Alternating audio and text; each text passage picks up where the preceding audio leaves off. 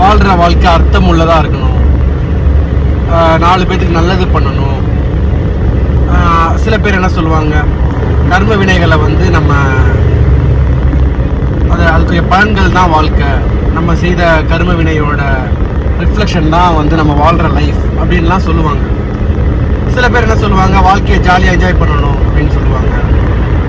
So ஒவ்வொருத்தவங்களுக்கும் வாழ்க்கை அப்படின்னு எடுத்துக்கிட்டா அவங்களுக்கு ஏற்ற மாதிரி ஒரு புரிதல் இருக்கும். இன்னைக்கு நம்ம பார்க்க போறது வாழ்க்கை அப்படின்றத விட வாழ்க்கைய முழுமையா வாழ்றதுக்கு என்ன பண்ணலாம். எல்லாரும் வாழ்க்கைய வந்து நல்லா வாழணும், சிறப்பா வாழணும், மகிழ்ச்சியா வாழணும், நிறைய பேருக்கு நல்லது பண்ணணும், நல்லா ஒரு எப்படி சொல்றது, ஒரு நல்ல வாழ்க்கை, திருப்திகரமான வாழ்க்கை அப்படின்லாம் நம்ம வாழ்க்கை அப்படி இருக்கும்னு நினைக்கிறோம். அண்ட் நமக்கு அப்படிதான் வாழ்க்கை வேணும்னு நம்புறோம். Everything is fine. ஒரு முழுமையான வாழ்க்கைய நம்ம முழுமையா வாழ்றதுக்கு என்ன வழி, அதான் இந்த வீடியோல நம்ம பார்க்க போறோம். ஸோ நம்ம நிறைய செயல்கள் செய்கிறோம் தினம்தோறும். வந்து நம்ம மார்னிங் எந்திரிச்சதுல இருந்து நைட்டு தூங்க போற வரைக்கும் பார்த்தீங்கன்னா we are doing a lot of activities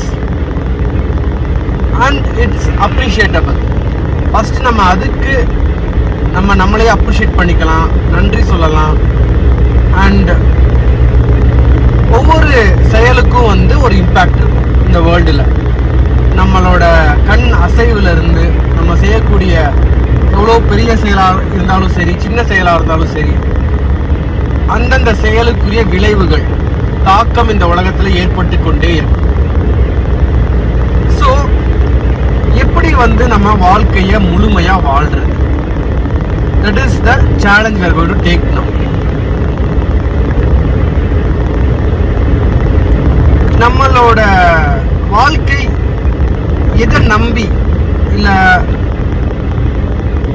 எப்படிப்பட்ட வாழ்க்கை நம்ம வாழ்ந்திருக்கோம் இல்ல வாழ போறோம்ன்றது எதை வச்சு நம்ம வாழ்க்கையை தீர்மானிக்கணும் சொல்லுங்க பார்க்கலாம். நம்ம வாழக்கூடிய வாழ்க்கை, நம்ம வாழ்ந்து முடிந்த வாழ்க்கை, இல்ல வாழ போற வாழ்க்கை, இது எல்லாமே வந்து எதை பேஸ் பண்ணி இருக்கு. நம்ம செய்த சிறப்பான